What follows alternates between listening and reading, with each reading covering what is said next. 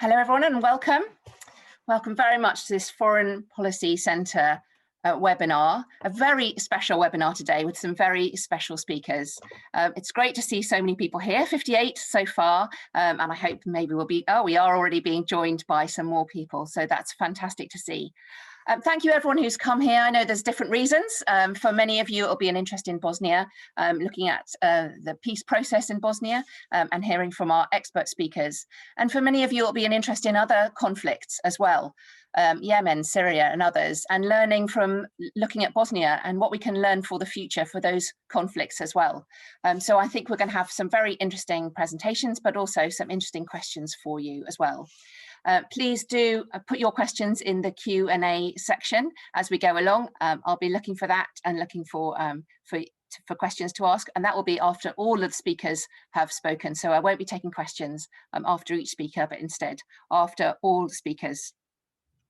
This is the second seminar in the series, which seeks to examine the complex relationship between peace building, power sharing, and sectarian identities in Bosnia. I'm the MP for Putney for now, and I was elected just over a year ago, but I have a former life of working for Christian Aid and for Serbian Orthodox charities, and I worked in refugee relief during the war, and especially in Banja Luka, but then I lived for a year in Bihać in northern Bosnia, and I have a great love of Bosnia, the Bosnian people, Bosnian countryside, that has remained with me and really instructed me and influenced me in my decisions and those issues that I campaign on and have campaigned on ever since then. So that's my interest and involvement in Bosnia, and I'm a member of the Bosnian All-Party Parliamentary Group as well. So I'm sure that there are many members of you here today, and thank you very much for joining us. So I will move on to handing over to our speakers now, and our first speaker, thank you very much for coming, Dr. Alison McCulloch. Dr. Alison is the Associate Professor of Political Science at Brandon University. Her research considers the politics of ethnically divided societies, peace processes, and democratization in post-conflict states. She's very interested in how power-sharing governments handle political crises and how power-sharing arrangements can be made more inclusive of identities beyond the ethno-national divide. So we're really looking forward to what you have to say. Over to you. Great, thank you, and thank you for the invitation. It's great to be here. So my comments today will speak to the question of constitutional reform in Bosnia and Herzegovina and what this might mean for the future of power sharing in the country. So is there a pathway from power sharing, and should there be? So in mulling over those questions, my first thought is always to recall Brendan O'Leary's point, which is that power sharing is difficult to love. It is never anyone's first preference. This makes for very often reluctant power sharing partners having to co-govern together. Indeed, it can be difficult to cooperate and compromise with those to whom you might hold a great deal of antipathy, especially in the wake of violent conflict. And power sharing has a built-in tendency to slow down decision-making, ostensibly to make sure that all voices are heard. But in so doing, it often sort of encourages a kind of kick the can down the road mentality, making it easier to put off the making of especially contentious decisions, right? So evading decision-making rather than active decision-making. So it's for those reasons that while power sharing might bring peace and stability, it doesn't necessarily always live up to its governance potential, right? The institutions themselves often acting as a source of blockage.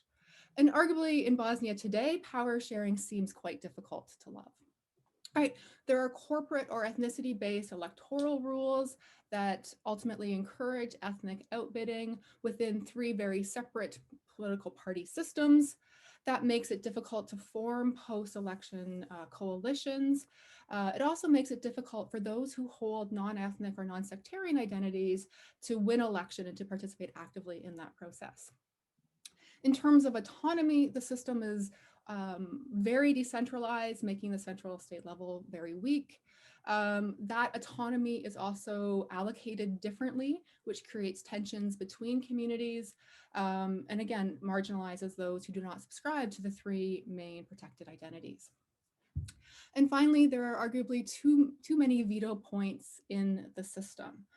in the presidency, in the House of Peoples, in the House of Representatives, in the entity legislatures. And that can serve to clog decision-making channels. So we might acknowledge that this set of institutions helped to end a terrible war, to set the country on the path to peace and some degree of democracy. They're now sort of seen as outliving their usefulness. The question then is, how do you transition to something else when no one can agree on what shape the state should take? So that conundrum, which afflicts many different power sharing systems, suggests that it's been called the power sharing dilemma, the immobilism problem, or the exit dilemma. We might also label it a question of endability, meaning can the system move and reform its power sharing rules towards some other kind of democracy? So there's a sense that power sharing might be a temporary device, but doesn't have an exit. So what does the exit dilemma mean for Bosnia? Are we able to locate an exit? Is Dayton endable? So there are different options available for states, broadly speaking. The first of which is the collapse of the system and the renewal of conflict, obviously not a viable preference, so we can sort of bracket that and put that to the side. Power sharing partners might choose to signpost the exit at the time of the original agreement, either through aspirational clauses built into a peace agreement or constitution, but not specifying the roadmap, or with a binding sunset clause. Judicial interventions can sometimes help, right? International and domestic courts have made rulings that tackle the terms of power sharing agreements, often especially in support of more robust individual rights. And finally, there are politically initiated reforms, either taken at the behest of international actors, from pressure from below, right? From citizens demanding change, or from the power sharing partners themselves. Those reforms can either be wholesale, right, the writing of a whole new constitution, or they can be sort of piecemeal, right, a kind of institutional tinkering. And particularly for power sharing pacts that emerge out of larger peace processes, that kind of incrementalist approach provides the opportunity to flesh out the details of the original deal, to improve or fine-tune a working agreement, or to fix specific shortcomings or unanticipated consequences. Now, in the Bosnian context, all of that might seem familiar, right? The aspirational underlay of Dayton has not materialized. The judicial interventions, particularly at the European Court of Human Rights, haven't had a major impact. A brand new constitution, probably not in the cards right now. And reform processes like the April package and others have often fallen short. So what's left? A shift in perspective, I think, from thinking about the end of power sharing to thinking more about its adaptability. So not so much whether power sharing should end, but whether it can adapt to changing societal, economic, and political circumstances, right? So trying to find that balance between the stability that it delivers and the responsiveness that it requires.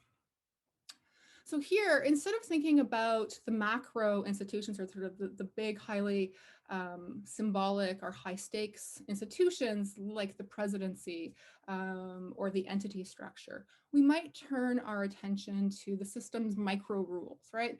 Those sort of highly detailed rules that make up how those other institutions work out in practice. Because those macro institutions like the presidency are how parties shore up their own power and are also symbolic representations of their respective nationalist projects, it makes them especially sticky or resistant to reform. So focusing on some of those smaller rules might enable some more buy-in for constitutional changes. So if we take veto rights as an example, instead of seeking to do away with veto power altogether or limiting the number of veto points in the system, shifting it from a passive to an active veto might be preferable. That might mean reforming quorum rules so that simply not showing up doesn't count as a veto. It might require some additional indication or alarm bell that the veto will be used, garnering a certain number of signatures from MPs, requiring more than one party to be involved, requiring clear justification for its usage. So a community's veto power wouldn't be threatened, but their ability to use it might be subject to more precise rules. So focusing on those smaller rules offers a number of possible advantages. It's easier to get agreement on small stakes rather than big ones. Small wins might add up over time. Small reforms can also have a knock-on effect, directly impacting political behavior and changing incentive structures. I say all of this mindful that I'm referring here to many of those same actors, right? The big ethnic or sectarian parties who might be directly impeding progressive reforms in the country today.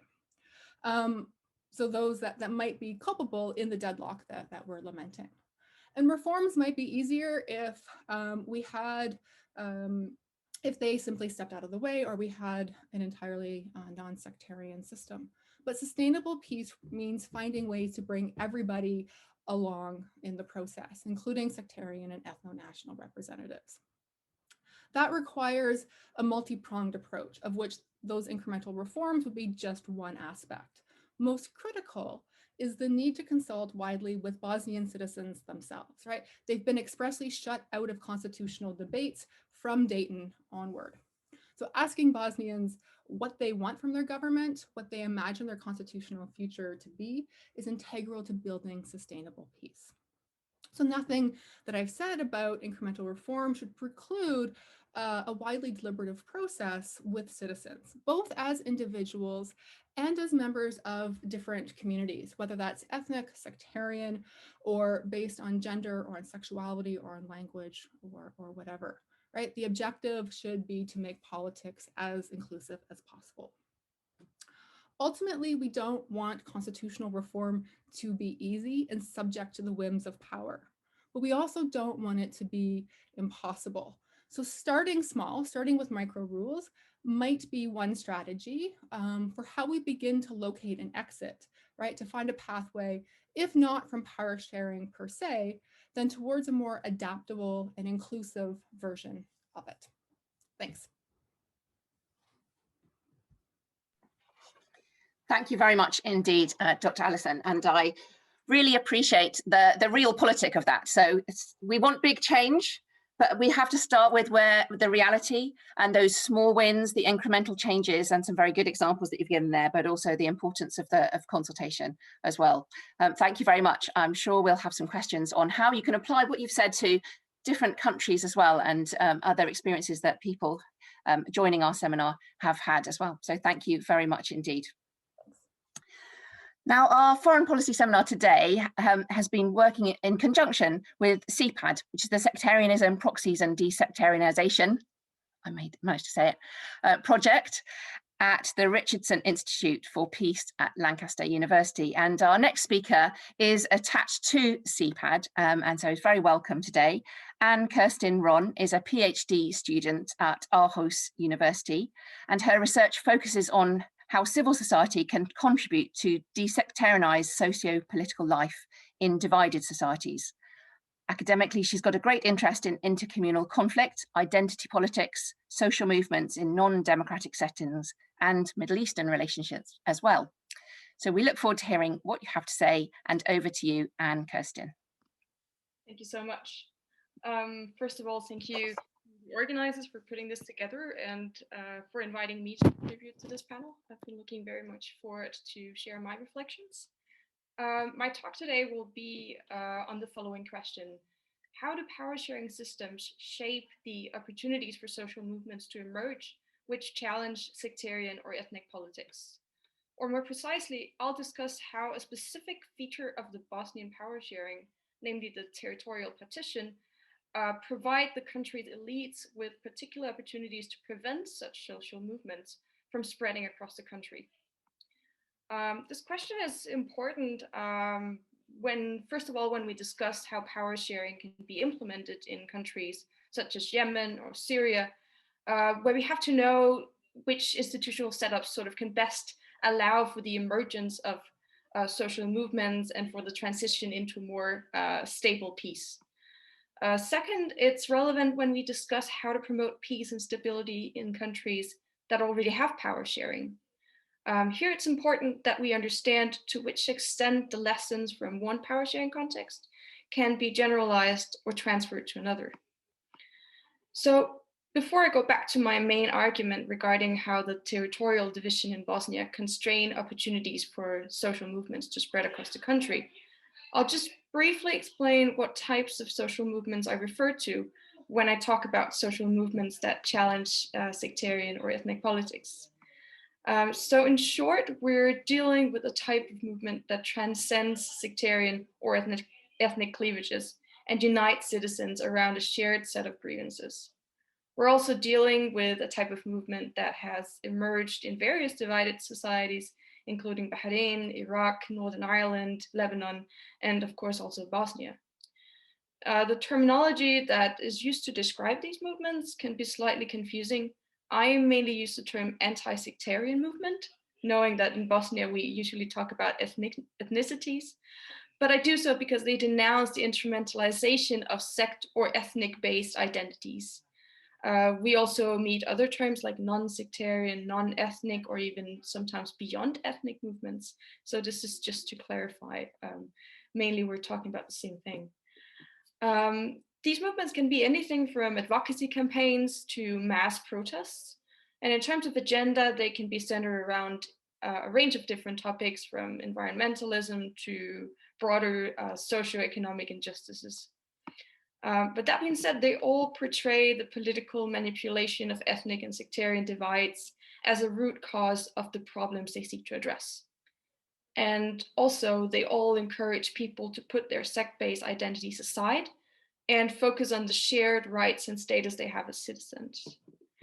And this is where, in the long run, they can become a source of peace building, because they change the mentality of the population if they manage to reach out to large scores of people. But if we zoom in on Bosnia again, the country has experienced several movements, which I would term anti-sectarian. And this leads me back to my question, like, how does the territorial division of Bosnia shape the opportunities for these movements to spread across the country? Because interestingly, none of them, or very few of them, have actually spread from one region to another.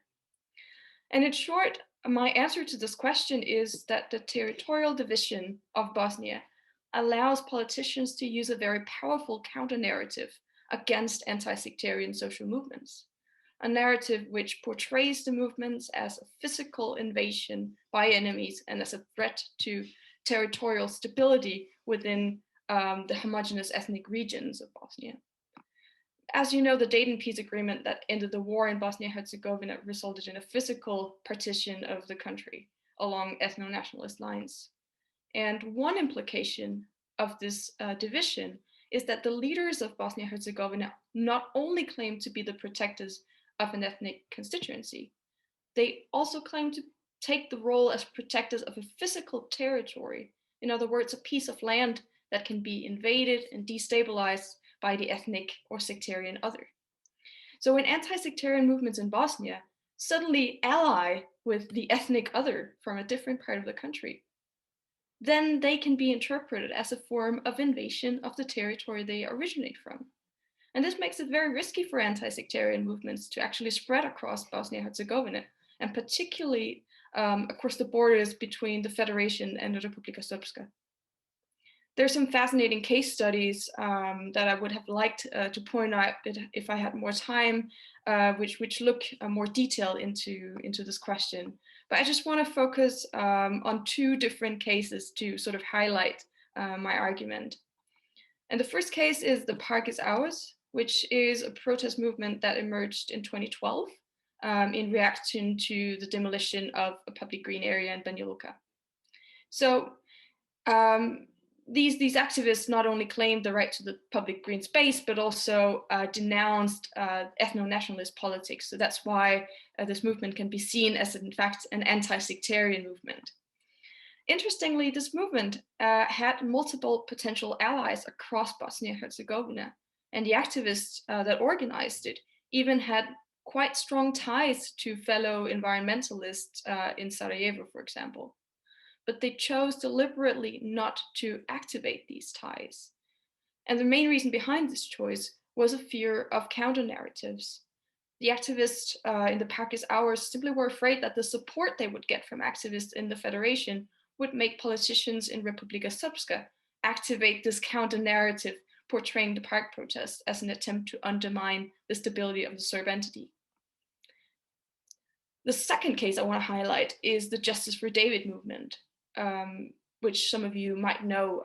It happened in 2018, reacting to the death of 21-year-old David.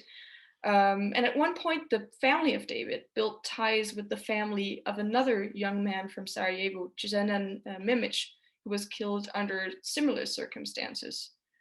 So smaller protests were held in Sarajevo. The fathers of the two boys visited each other in Banja Luka and Sarajevo and made joint demonstrations. I interviewed a key activist from the movement who suggested that David's father was in fact more difficult to portray as a stability threat to Republika Srpska because he had a background as a former militia fighter on the side of the Serbs. In other words, he was different from those grassroots activists in the Prague movement who belonged to networks that were already seen to be non-nationalist and challenges to the idea of Serb nationalism.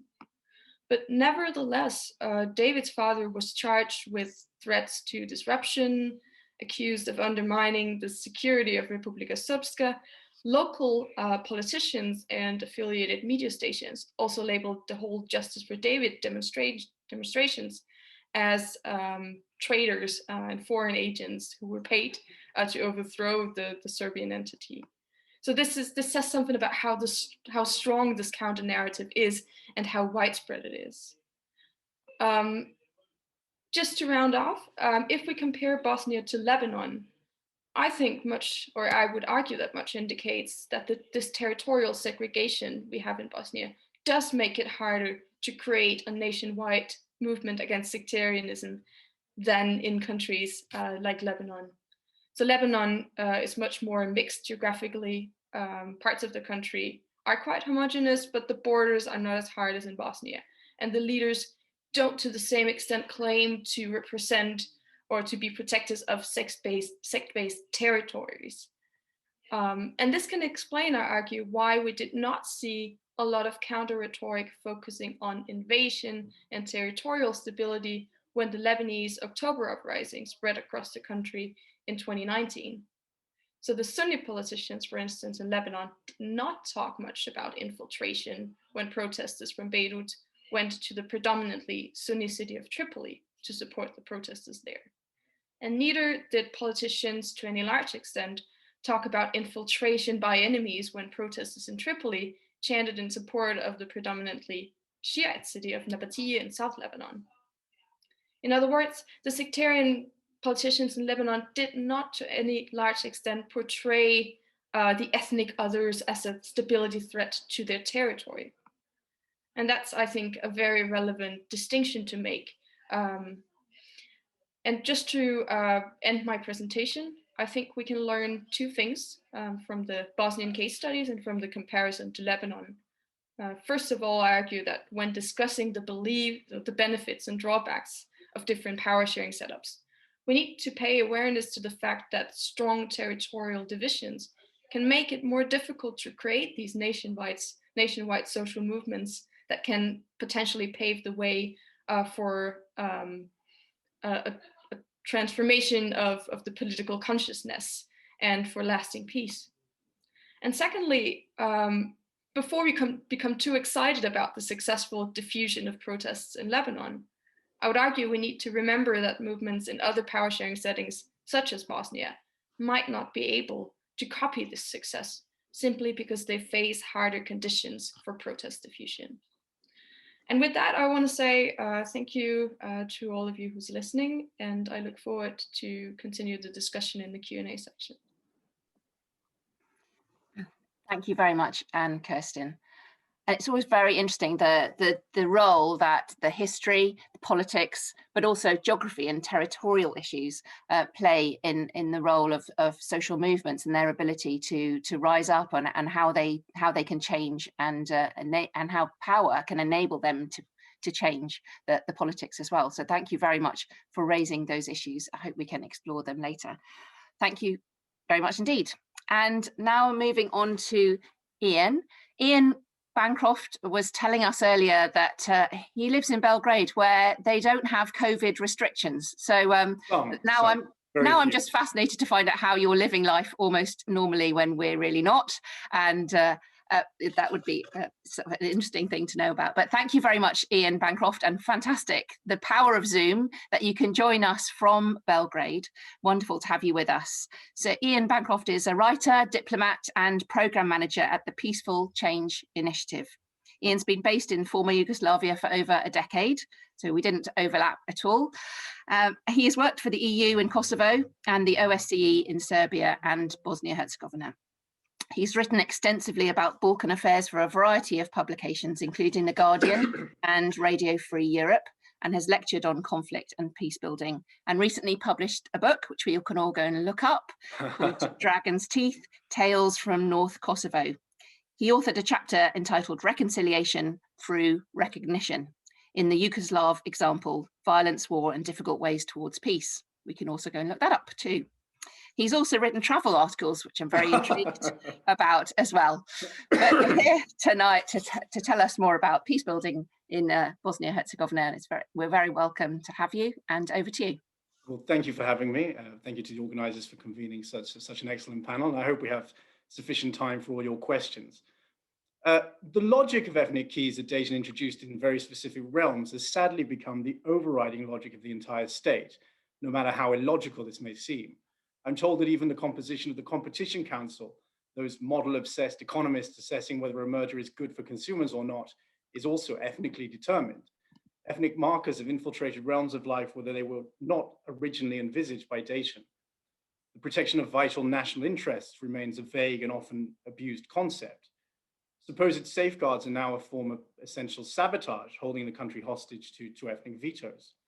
And of course, those ethnic vetoes can only be exercised by the constituent peoples. Others, whether they be Jewish or Roma or whatnot, are excluded from serving in the higher offices of the land. This includes those who identify solely with a civic conception of Bosnia and Herzegovina. The ethnic keys, therefore, are used to lock, not unlock, progress. Then there are the associated layers of institutions and bureaucracy that burden BIH, not only in terms of resources, but in terms of a lack of transparency, responsibility, responsiveness, and accountability. And whilst it's true that some of the waste and excess could be cut back without constitutional reform, particularly in the federation, there is little willingness to do so. The canines of Herzegovina will continue to have their own federation for some time to come, it seems. The question, therefore, of how BIH can reconcile the competing versions or interpretations of self-determination with their differing conceptions of national identity and state allegiance remains a fundamental one. Now, one source of hope lies in the very fluidity and flexibility of identities. The elaboration and evolution of a civic identity, an identity embraced by all Bosnia and Herzegovina citizens, will, however, require patience and perseverance. Move too fast and too hard, and there will be an inevitable pushback from those who feel, or are made to feel, that their identity is threatened. The tools at one's disposal in this pursuit, however, are also few and far between. The country's education system continues to teach difference and division, not critical thinking and multi-perspectivity, and has proven stubbornly immune to reform. Wartime ethnic cleansing homogenized large swaths of Bosnia and Herzegovina's territory, particularly in Republika Srpska. Now, though some have returned, and many more have had their property rights restored, the vibrancy of BIH's pre-war mixing has been lost across the country. War crimes are denied and war criminals celebrated. The verdicts of the ICTY are often mocked. Genocide denial is rife. As my girlfriend Yasmina was pointing out to me last night, there are people who find it easier to sympathize with Mladic than with an innocent child. It's also her birthday today, so I'll take the opportunity to wish her a very happy birthday and thank her for her wisdom. Even a film like Quo Vadis Aida, universally recognized for its powerful portrayal of the Srebrenica genocide, will be seen by only certain audiences in BIH itself.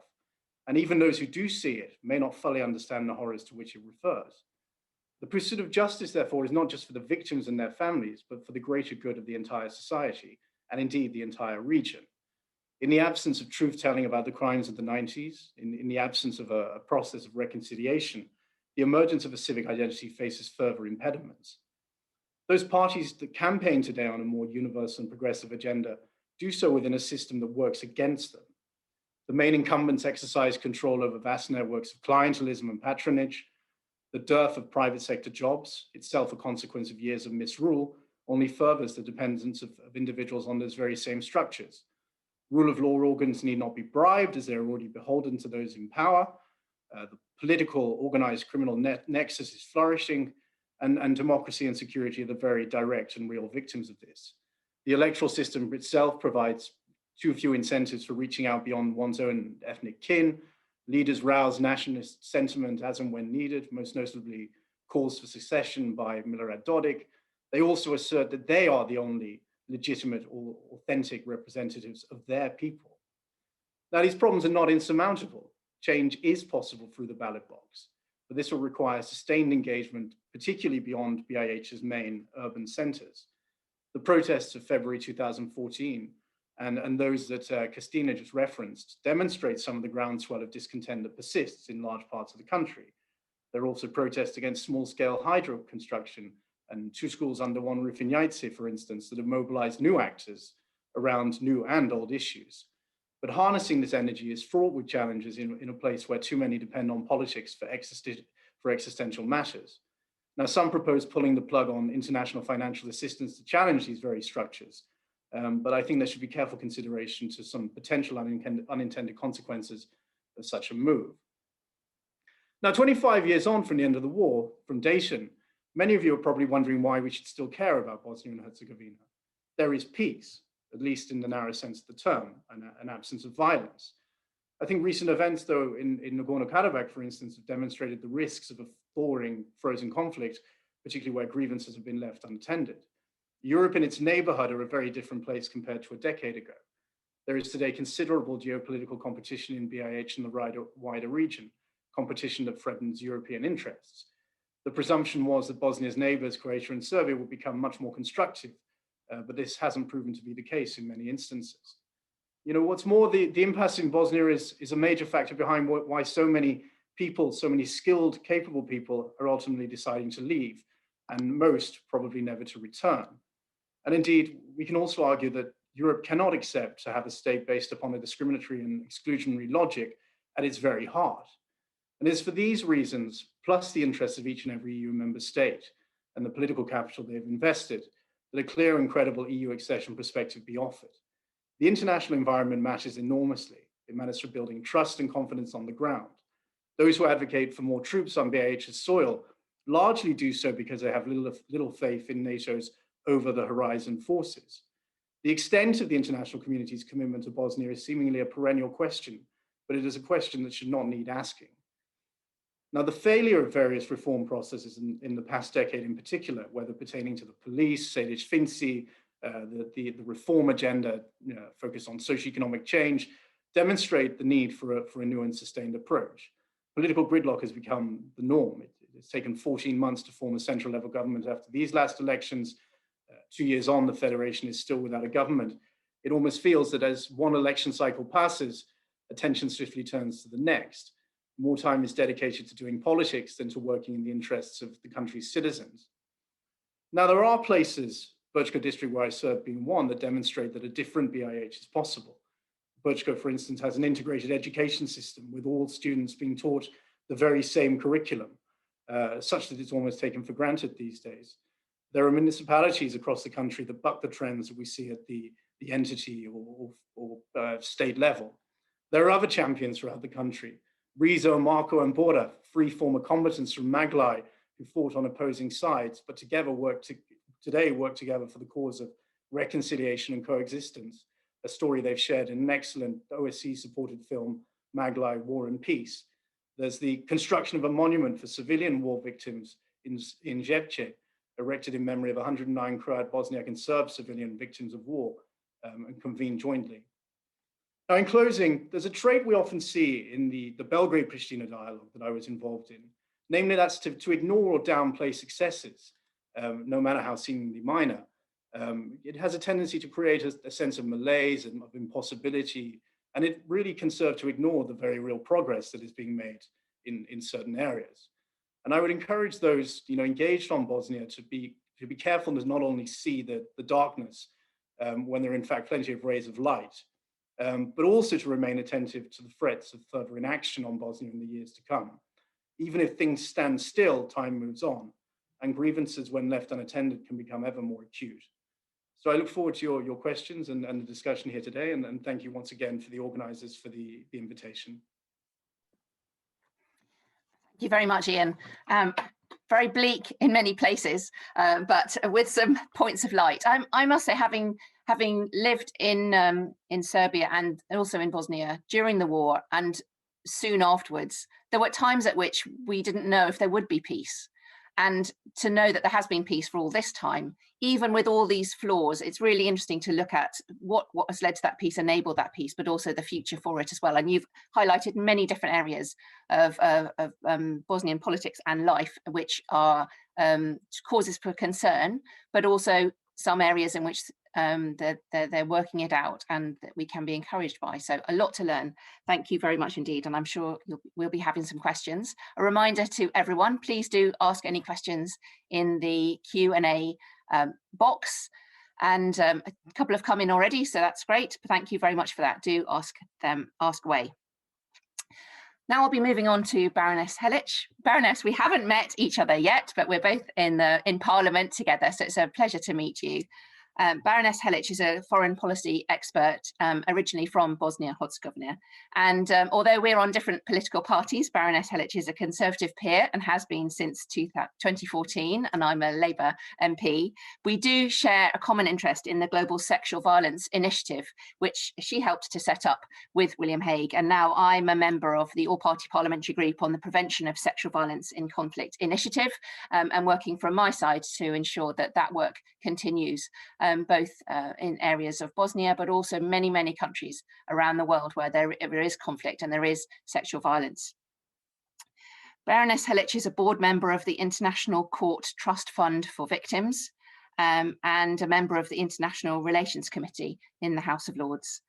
She is also a member of the UN Secretary General's Advisory Board on Disarmament Matters and sits on the Foreign Office's steering board for the Prevention of Sexual Violence in Conflict initiative, as I mentioned. She was a special advisor to William Hague throughout his time as the UK Secretary of State for Foreign and Commonwealth Affairs, and prior to that, when he was the Shadow Foreign Secretary as well. So thank you very much for joining us this evening, Baroness, and over to you. I think you're joining us from sunny Yorkshire, where you were telling us it's very cold as well. So over to you. Thank you very much. I hope you can all hear me well. First, may I just thank Foreign Policy Center for organizing this event, and if I can help, thank you and Adam for your input in organizing this event and your leadership on this. And if I can also say hello to all those who have joined us and to the fellow panelists. I must make an admission. I have written a short speech, but I have decided not to read it because I see that we have taken quite a lot of time already. We are 45 minutes into this event and we won't have enough time to answer many questions. And I'm also very conscious of the fact that previous speakers have, in a way, divided it into three boxes, if I may say so, and Dr. McCulloch, if that's the right way to explain to pronounce your surname, Alison. She has given a really good overview of the challenges that Bosnia in particular and other societies.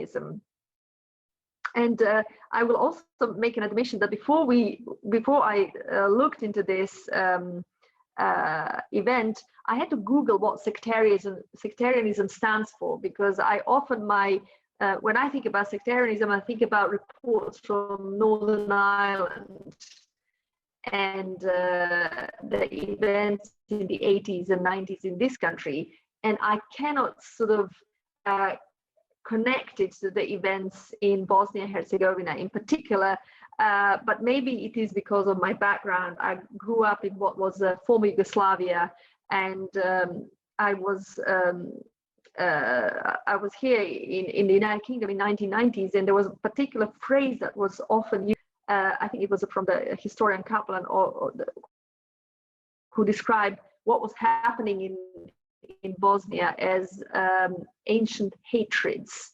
And I always had a problem with that phrase, because somehow everyone else knew all about these ancient hatreds, and only I, who grew up in the society which was supposed to be described that way, had very little knowledge of it or very little recollection.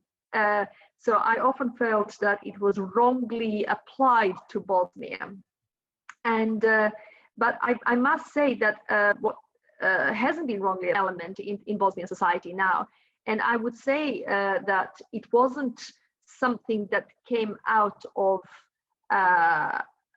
long history of Bosnian society, but I think it was kind of, as someone is described it, was baked into the Dayton Peace Accords. So the war aims somehow were not only achieved, but they were cemented by Dayton Peace Accords, and sectarianism has grown out of that from 1995 onwards, because it was given a perfect circumstances in which this that has been sown has grown. And that is a sad reality of Dayton, which I think that I have a love-hate relationship with, because on one hand it has stopped the war, and there is no question about it. No, knock wood, as they say in Bosnia, no bullet has been fired in anger since 1995, and long may it be so. But on the other hand, Dayton Peace Accords did not equip Bosnia for modern age. It did not equip Bosnian people with the instruments needed for their citizenship to be fully developed and their citizenship to be fully recognized. I would just give one example, which I find really painful, and everyone here, Ian has sort of referred to that, so has Christina, is that in Bosnia, for example, today, you do not get elected on the basis of your electoral, of your performance. You do not get elected because you have modernized hospitals, built roads, you have fiber optic Wi-Fi. You do not get elected because you have created jobs. You get elected because you belong to a certain ethnic quota. And it is almost inconceivable to think that there is a society in Europe today that exists on those bases. Hence my kind of, if you want, hate relationship with the Dayton Peace Accords. And I would say that if there is one major fault I would find with it, is that it has injected sectarianism into DNA of the Bosnian society, which has not served it well when it comes to it. And I would only be repeating what others have said if I were to say that, you know, anti-sectarian movements are almost paralyzed because of the structures that have been put around it, because of the quotas that have been bureaucratized, because of the territorial divisions that have been put in place and cemented, and because of what I have labeled retrograde nationalist leaders who have used Dayton Peace Accords not only to keep populations and their own ethnic groups hostages to their politics, but also hostages to their private interests that have been promoted and have been used and embedded through the Dayton Peace Accords. So we have quite a lot of work to do to get Bosnia out of the state that it is in now. I would not want to go any further. I would just say, as someone who is actually sitting in the United Kingdom and commenting on developments in Bosnia and in the region, that what Bosnia needs more than anything is international mentorship and guidance, not because it is a society that hasn't grown out of the Dayton Peace Accords, but because its growth has been stunted almost, and it needs to be helped to move forward. The only way to move forward is to try and counter this ethnic sectarian nature of the society, work with those whose minds haven't been poisoned, haven't been corroded by nationalist agenda, and work on developing civil society. That is the only way in which this illness can be cured that has been imparted by the nationalist leaders in Bosnia, whether that we were talking about a smaller entity of the RS or the Federation. There is something very deeply unhealthy in the political life of Bosnia, and there's something deeply unhealthy in the structures that have been put in place as a life support machine that should have been. Bosnia was in the ICU in the 90s. It should have moved from the ICU into normal ward and walk out of this conundrum that is DPA. It hasn't, but it would be very dangerous for us to think that all we can do is just observe and preach from the outside. Bosnia needs to do A, B, and C, and D. This growth has to be helped, and it can only be helped by inserting those European values and freeing Bosnia in a way from Dayton Peace Accords. It has done its good, but it has performed a great task, not only of stopping the war, but in showing the growth. But at some point, and I would say that is around 2006, 2007, Bosnia has been captured by the small political minds in the country that have relied heavily on the Dayton Peace Accords as the tools that has been used to cement their own nationalist agenda that is hugely driven not only by nationalism but by personal and private interests. So Bosnia doesn't need to be left to its own devices. It needs to be helped to grow out of this moment when it stopped. And I'm glad that Ian has pointed out that the brightest and the youngest of Bosnian society are leaving because they cannot find a society in which they can fit in with, I hope, their progressive ideas, and they haven't luckily been captured by the nationalism and sectarianism that has grown out of the 1995 Dayton Peace Accords and period since then. So I will stop here. That's my intention to be very short, but anyway, I thank everyone for their contributions because I've learned a lot today, and I look forward to the questions. Thank you very much. Thank you very much indeed, Baroness Helic. And thank you for going into more of the details of the Dayton Agreement and how the challenge is not to bake in that to peace agreements. And I think that's a particular challenge for the other conflicts that are being looked at in this seminar, to look at Lebanon, Syria and Yemen, and how you bake in a chance for peace in the future to a negotiation which is very finely balanced at a time of war and bringing about peace. But also now our challenge is how we can change that and what role the international community can play. So I'm very glad that you really addressed that point as well, and maybe that's something that can come out in questions, and maybe the role of Britain and what role Britain can play in working with as a neighbour and a partner for Bosnia at this time. So thank you very much for raising those. We've got a couple of questions that have come in. Thank you so far. I see more have come in. So one to start with is looking much more at one aspect of civil society, which is the religious aspect, and particularly the Serbian church, although I'm going to use my chair's prerogative to slightly widen your question. So Dick Rogers has sent in a question. Has the Serbian church done things to provide and to build confidence across the divide? Could it help, or has it been a problem? But I would encourage panelists who would like to answer this question to answer about all the churches, so the Catholic Church, the Muslim community. What role have the churches or the religious communities played in anti-sectarian peace building along the way? Who would like to answer this? Any volunteers from the panel? Extreme reluctance so far. Did anyone like to say anything about the role of the Serbian church? If I may, maybe. Yes.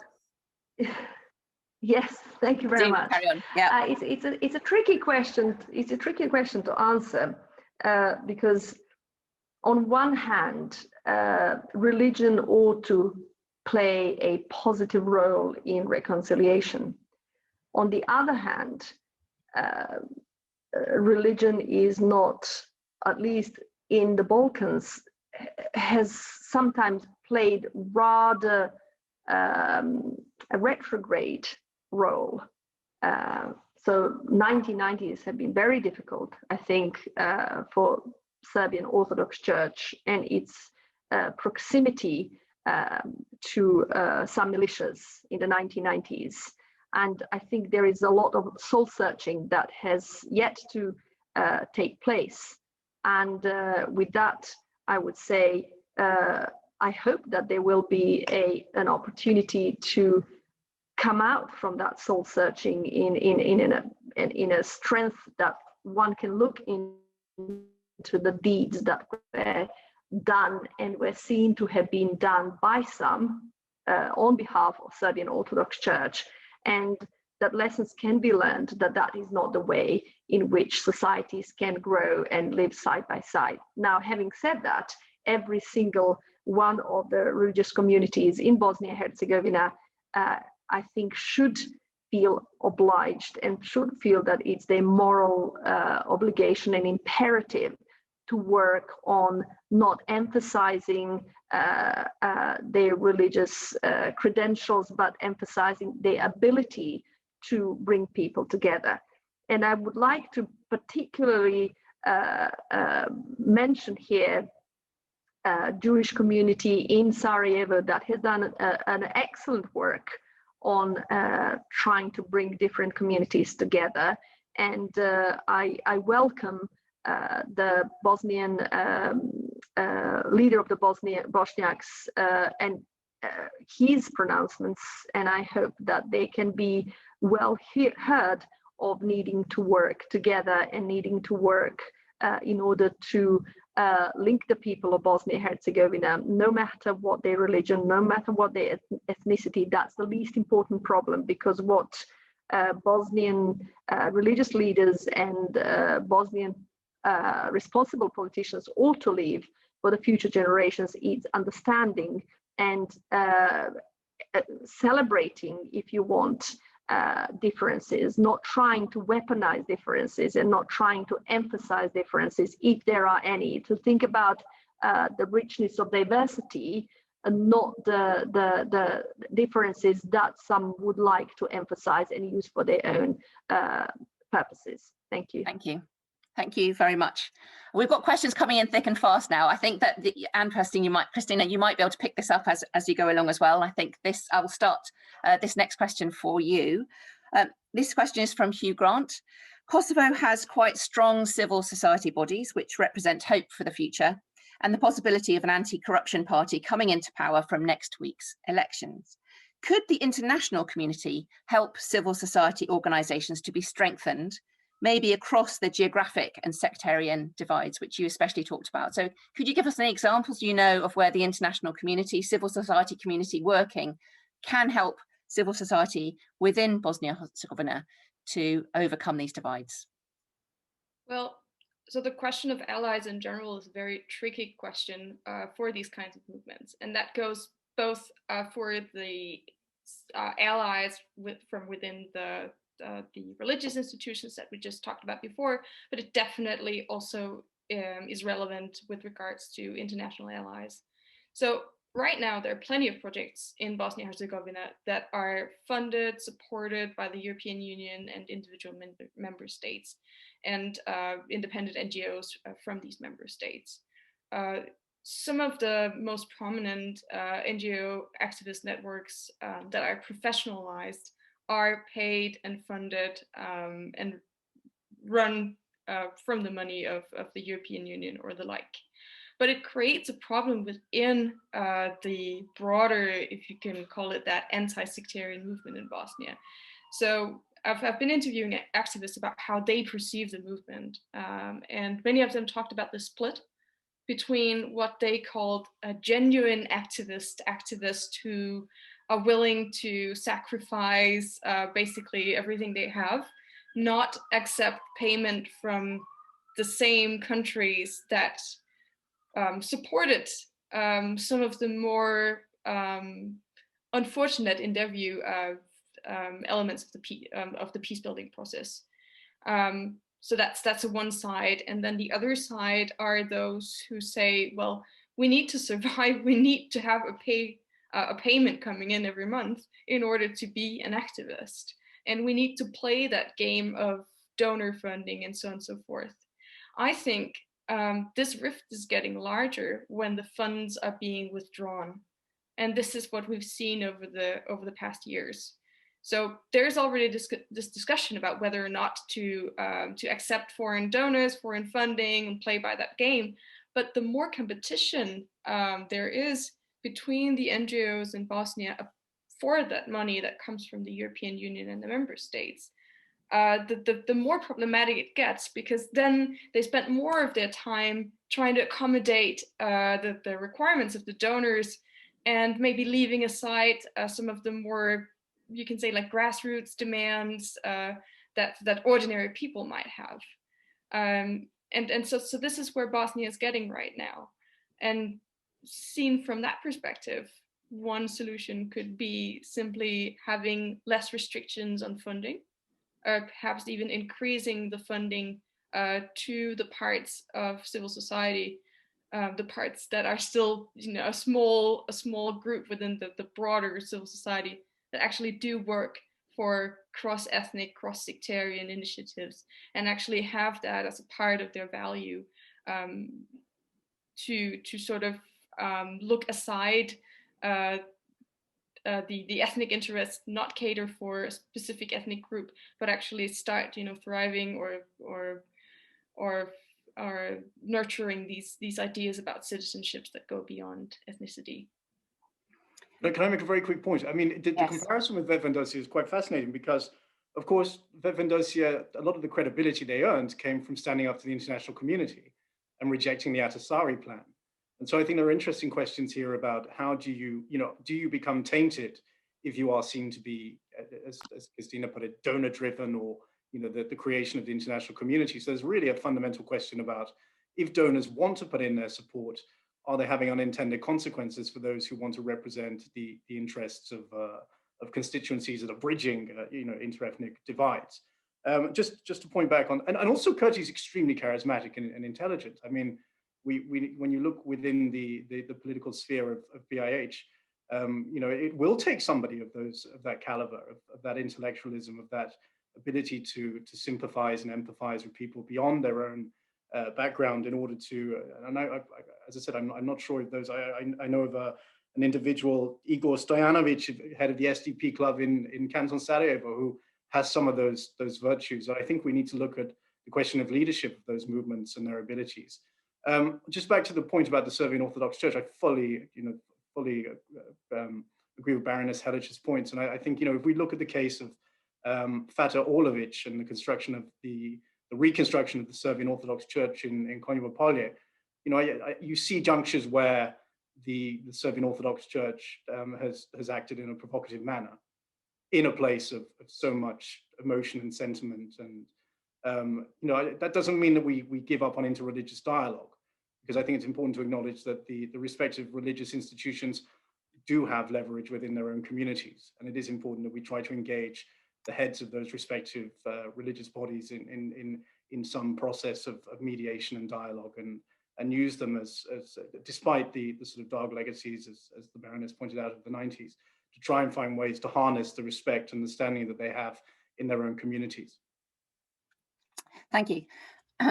There are quite a few questions about international relations and the role that Britain and other international bodies can play. But there's one other question that piqued my interest, which is continuing with the local theme of how can we support local civil society and maybe between internationally.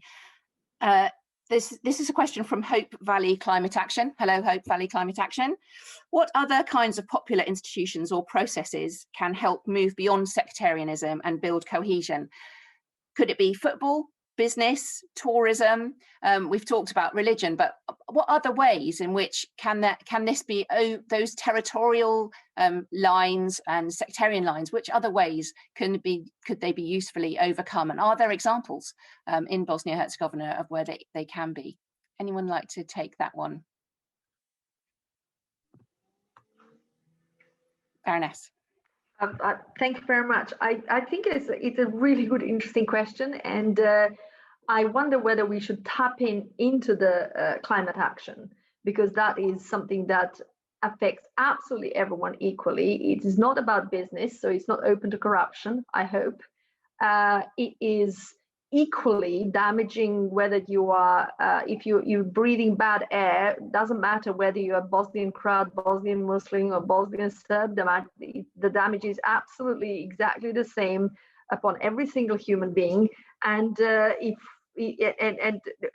think we should, because the younger generation cares about and understands seemingly more about climate change and healthy environment than my generation does, or previous generations did.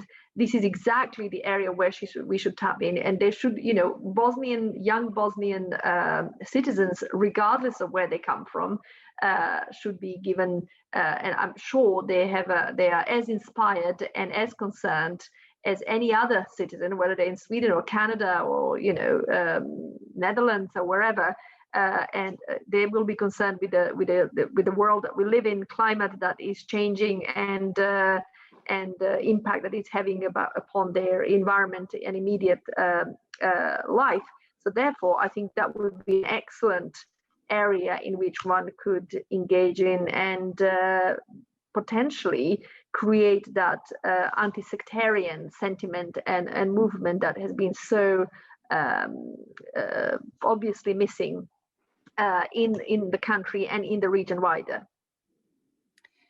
Thank you very much. I've seen that happen as well in Kenya, which has got its own sectarian divides between tribes, but young people coming together to take action on the environment, that the country they love, and also looking out towards international processes. And there's obviously COP26 coming up, which could be a means of working together within other nationally, but also looking at something which is bigger than the nation on that. It's a very good point. Right, my next question is from Kate Ferguson, who is the co-director at Protection Approaches. Hello, Kate. And she says, first of all, thanks for a rich and thoughtful series of presentations. She asks, I'm interested in what the speakers think the UK could do to better support peace building efforts in Bosnia.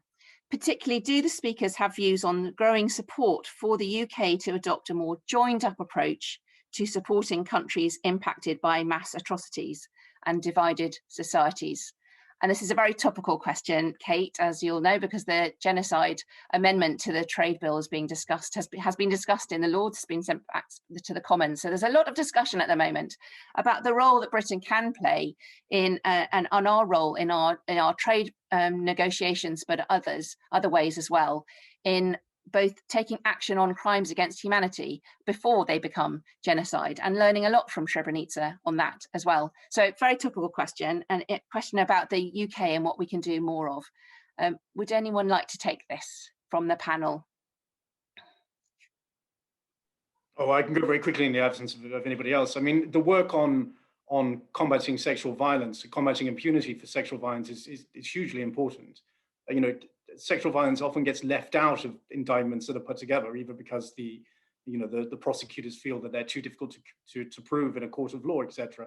And I think the UK efforts on this regard have really made a huge contribution to the process of reconciliation in BIH. And I think also the military contribution that the UK has offered. As I said in my presentation, I think this is really important that people feel a sense of security on the ground. It's something that is often manipulated. I think several of the presenters have touched upon how easy it is to make people feel vulnerable in the space.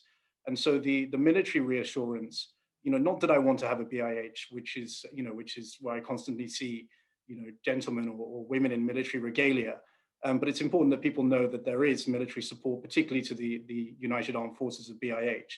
And I think this gives a firm basis for any sort of trust building or confidence building that can take place. Baroness Hillitch. Thank you very much, and I fully agree with Ian, particularly on the importance of having that shoring up until Bosnia can have its own strong and united and progressive force. Fully understand that on Preventing Sexual Violence Initiative, I think it has played a certain role in addressing some legacies of the past, and regardless of which particular ethnic group survivors or come from, this is something that needs to be addressed, and it needs to be addressed with respect for survivors and removing stigma from them and attaching it to the perpetrators. But if I could just put something here, is I think there is a very good opportunity for Britain to Britain has done quite a lot over the last 25 years, but if we wanted to really show leadership, I think we would do quite well in helping with provision of vaccines to the region, because we have a surplus. And when it comes down to helping regions and countries that are close to us and where we have a strong interest, I think the Balkans would be well qualified for that. And that would not only buy us quite a lot of goodwill, which would help us later on with strengthening our role in stabilizing and developing further links with Bosnia in particular, but it would also help us remove certain countries like Russia and China, which have found their backdoor into the region, first through different interventions, while, if you want, the West was busy elsewhere, but now by, if you want, politics of vaccine provision, which is going to be well remembered, it's going to be well regarded. And I think it's the president of Serbia that almost on daily basis is on a local TV praising the support that has been given by China and Russia. And we have somehow allowed a vacuum to be created in the region. And I think that vacuum could well be filled in by support from the countryside, United Kingdom or Canada, another country that has got a surplus that can help many beyond the Canadian borders. And I hope that we can think creatively in a way, once we have obviously vaccinated all the citizens here and in Canada, how we can help others. Thank you. Thank you. A very practical proposal indeed. Dr. McCulloch. Great, thanks. And yeah, those are some excellent suggestions. I would just say that when we're thinking about the role of international external actors, particularly in Bosnia, is to tread lightly.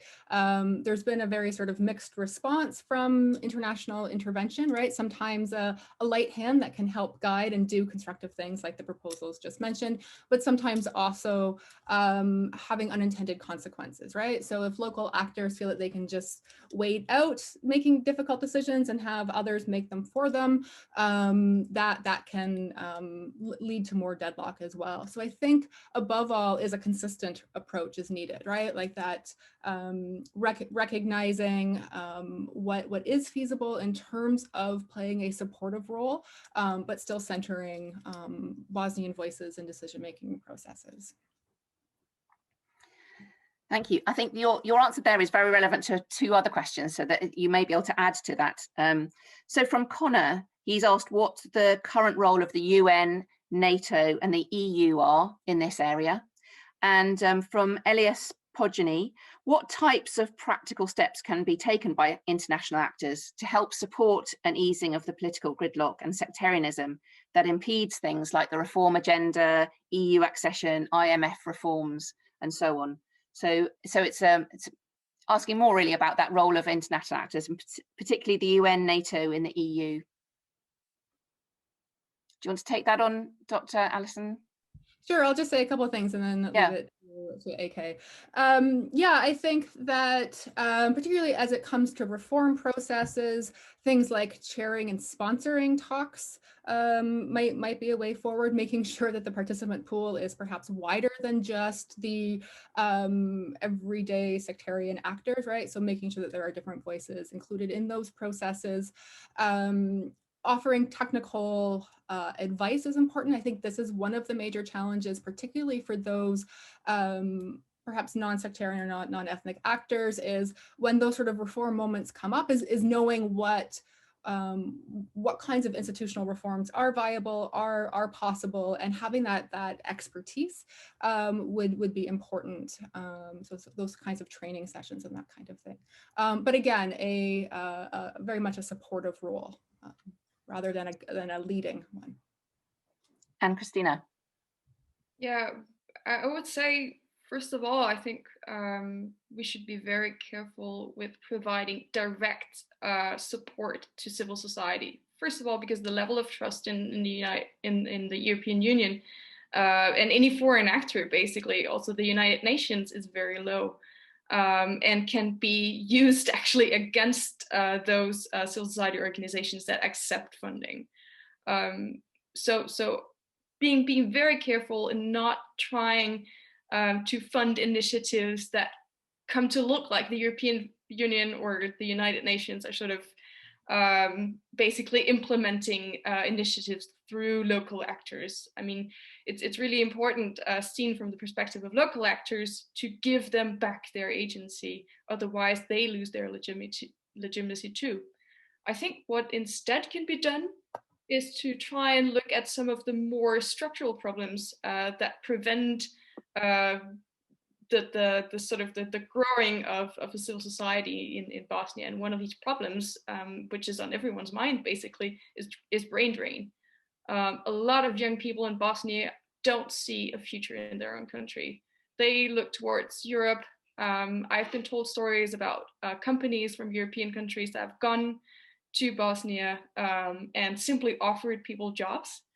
And I think that's a major problem, because if you have all these very resourceful young people, many of whom have grown up in the big cities, have friends from other ethnic groups, have this outlook, which is basically the ground pillar of any of these movements that we need to see in Bosnia in order to have this change that we're all talking about. If this constituency and if these future activists or future social movement organizers, if they disappear out of the country, then the prospect for change remains very low. Also, the brain drain just drains people mentally. If they don't see a future in their country, then why should they go to the streets? So I think looking at these like broader structural problems where we can influence the situation in Bosnia more indirectly, I think that's probably the way to go. It's the whole brain drain example is very, very interesting. It was one of the major concerns during the war and just afterwards as well, that all the young people were going off to Germany, to all around the world. Would they come back? And the older people being left to rebuild villages and towns as well. So it's a constant issue, but it's something that the international community often don't think how they can be a solution to that as well. So it's an interesting challenge that you've left, I think, there, Christina. There's a couple of questions here about the possibility of change and whether or not it's possible. How optimistic can we be? So Louise says, those of us working in Bosnia and with Bosnian friends will probably recognise two responses to the idea of political change in Bosnia at the moment. One response, which I've seen in all your presentations too, one response which has decided after 26 years change is more than likely impossible, and the other who believes change is not only possible but must happen. Are there ideas about what can help develop the sense of change being possible without it seeming like we're over optimistic or that's just unrealistic or we don't quite understand the issues, it's not possible? And I've seen glimmers of hope, definitely, in all of your presentations. So would any of you like to give us some ideas of change that are realistic and not seen as overly optimistic? Baroness. Thank you very much. I want to just quickly answer a question on NATO and EU. The way I see NATO is there as a guarantor of security, and EU is there as a body that provides vision. So far, we have been without that vision, but that's how I see NATO and EU and the division of labor there. And if there was, how would we make sure that change comes? Is not only by developing and helping develop civil society, but actually addressing major impediments to progress in Bosnia. And major impediments to progress in Bosnia are those who are genocide deniers, they're secessionists, and those who are threats to peace. We often treat them as legitimate partners instead of treating them as ripe and ready for sanctions. And that's how we need to, because the signals that we send when we tolerate genocide deniers, when we tolerate those who would, in any other circumstances, being considered to be a threat to peace, if we treat them as legitimate interlocutors rather than those who are threats to peace, then we send a wrong message. That means we are prepared to talk to those who are not serious about future of Bosnia, that is a stable, prosperous country for all the citizens that live there. And am I optimistic? I am optimistic because no one, I hope that the old theories and old sort of are not going to be there forever. And I do hope that if we can help further develop civil society, if we can put our faith into younger generation, if we can find a way of engaging and, if you want, rejoining these parts of Bosnian society that have been so violently broken and then continue to be kept apart, whether through climate action or any other different path, that we can succeed. And I have a lot of faith in young people, but I do think that they need support, that they need help, and we need to show examples where those who are undermining the security and the stability of country are not rewarded by handshakes and photo ops and meetings, but they are being shown a road to sanctions. And here I would like to just say how much I have appreciated, and I think has been appreciated, the strong action that has been taken by the United States government, and I hope others, the EU and my own government here, are going to support that same action from our side. Thank you. Thank you. Anyone else like to speak words of optimism? Ian. Well, in a paradoxical way, we almost end up replicating the domestic politicians. We always enjoy talking about these big questions about constitutional reform, geopolitics, should we join the EU? And I think, Alison made an important point in her introduction about looking at the minor things, or looking at the things that can be changed within the current framework, as difficult as that is going to be to change. Look at the discrepancies in terms of, healthcare spending per individual, depending on which canton or which part of the country you live in. So questions about, the fiscal distribution that we can address. The environmental point has come up. How can we build a green economy in Bosnia? This is not necessarily a question of institutional reform. The broader questions about how to better integrate Bosnia into a broader regional market and open up new trade opportunities. I mean, these are the only things that we can hope will make people see a future in BIH. Thank you very much. We're nearly at the end of our time, so I'd like to give you all a couple of minutes to round up and maybe give some final thoughts if you'd like to. But your framing question is one from Marina Grata Lasic, who has said, what do you, I've lost it, right, it's come back. What do you expect from the nominated High Representative, Mr. Christian Schmidt? So if you were writing his to-do list, what are a couple of things that you would suggest that he would need to be doing to ensure that we continue working towards peace for Bosnia-Herzegovina? So I'm going to go back to you in the order that you spoke in, if that's all right. So sorry, Alison, you have the least time to think of your closing remarks, but if you could each take a couple of minutes, that would be fantastic. Sure. I think I also saw one of the other questions too about how to convince ethnic minorities to give up their share of power. And I think this sort of speaks to both these questions. Maybe is I'm not sure that we should or can do so, but I think what we can do is start to bring others into the process, right? And start with so power sharing is about inclusion, but it doesn't quite go far enough. So thinking about other kinds of identities that might need to be represented, other kinds of ideological perspectives, and having space for others alongside, right? So you don't want to sort of propose anything that will sort of induce existential anxieties amongst communities. But what you can do is bring others into that process, starting with small changes, as I said earlier, that can help streamline decision-making and which can also help to give viable electoral alternatives beyond the major big parties, right? So finding ways to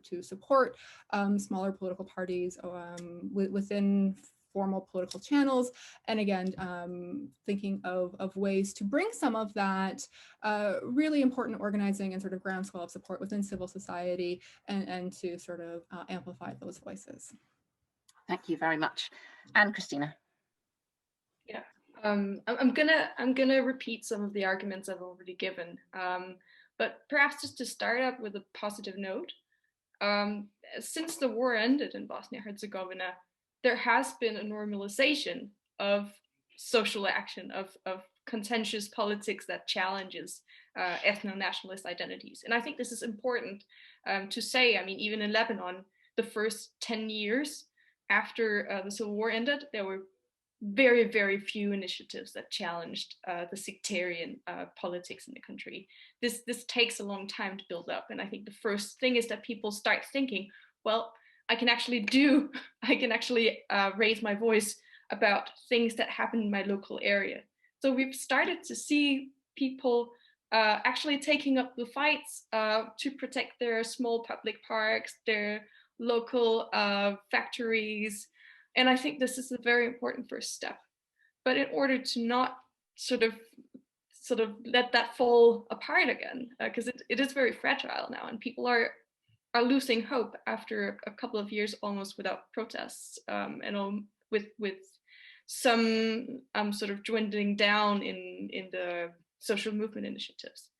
I think the most important thing the outside actors can do is to try again and be as indirect as possible. There's a party that has been very successful in Sarajevo, Naša stranka, which means our party. And this is one of the new political movements that European countries, I think, would believe are worth supporting, worth counseling. But I think it's very, very important to be aware of how that is perceived and how that can also be a disadvantage for Naša stranka's repetition if their mission is to claim ownership and sort of stand on their own feet. So I think, again, and now I'm repeating myself, focusing on the more structural issues, and especially this brain drain and the lack of opportunities for young people in Bosnia is what I would recommend as a top priority. Good. Ian. Okay, if I had the awful job of having to write an induction program for the new High Rep, a few points. Number one, manage expectations, particularly regarding the bond powers and what can be achieved through their use. Secondly, push for implementation of the ECHR rulings, Sejdić Finci, PLAB, etc., and make that a fundamental point. Thirdly, broaden the array of actors with whom one engages, but only if you deem it to be advantageous for those actors to actually engage with you. And I think this is a strand that has come throughout our conversation. You know, where does the international community do good and where does it actually do harm for the people that it's trying to engage? Anybody who's worked for an international organization, you know, we're always looking for success that we can piggyback on. It creates enormous conditionality problems. You're willing to turn a blind eye to something because you want something to move forward. And so there's a danger that we want to become, you know, get drawn to a success story when in fact we're actually doing, in the medium to long term, doing more harm than good. And finally, engage more on NATO related points from the OHR point of view. and avoid confrontation with the EU. I think it's important that the international community continues to try to speak with one voice. And I think this is why there's so much optimism associated with the incoming Biden administration. But it'd be important not to try and create any rupture. The OHR has been an organization that has been largely dormant for a decade. So the idea that this is a point of revitalization needs to be very carefully handled. Thank you very much. I hope he's listening. And Baroness Hillich. Thank you very much.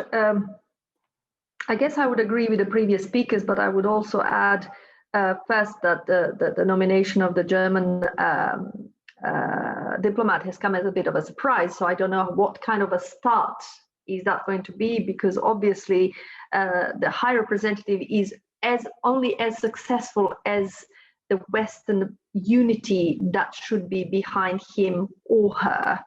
And the starting point here is that nomination came out of nowhere and somehow by accident or by design was announced on the 22nd of January, I think, when President Biden was inaugurated. So I'm not saying that there's a conspiracy, but it doesn't give it's not a particularly clean start.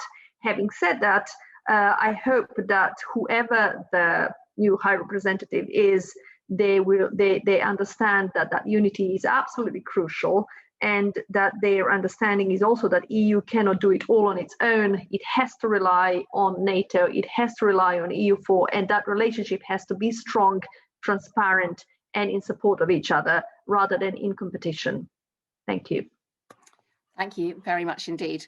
And that's a great reminder of the role that everyone can play in building peace around the world, in any country as well. But also thank you to the many people joining us tonight who have a role to play in building peace in Bosnia and Herzegovina. Your time is so important that it couldn't be more important than doing this now, and all strength to you. And you have friends in the House of Lords with Baroness Hillich, and you have a friend in the House of Commons with me who love Bosnia and want to see it doing absolute best, and everyone in the country to do its best. Thank you very much to everyone who's joined tonight. Thank you for the panelists. You've all been fantastic. Thank you for all your contributions.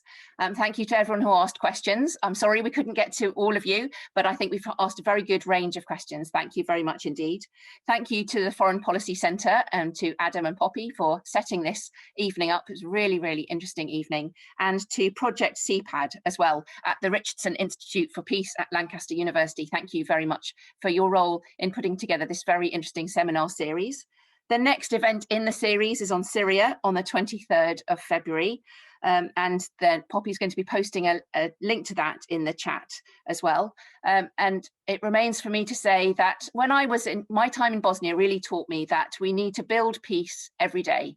It doesn't just happen. We can't assume that peace will be there forever or peace will come, but it needs to be built. And it's only individuals such as the panelists here, such as if you're watching, and your organisations that are building that peace, and how important that is. So thank you all very much. Have a good evening, and I look forward to the next stages of the seminar as well, and to working with many of you. Thank you all very much. Thank you.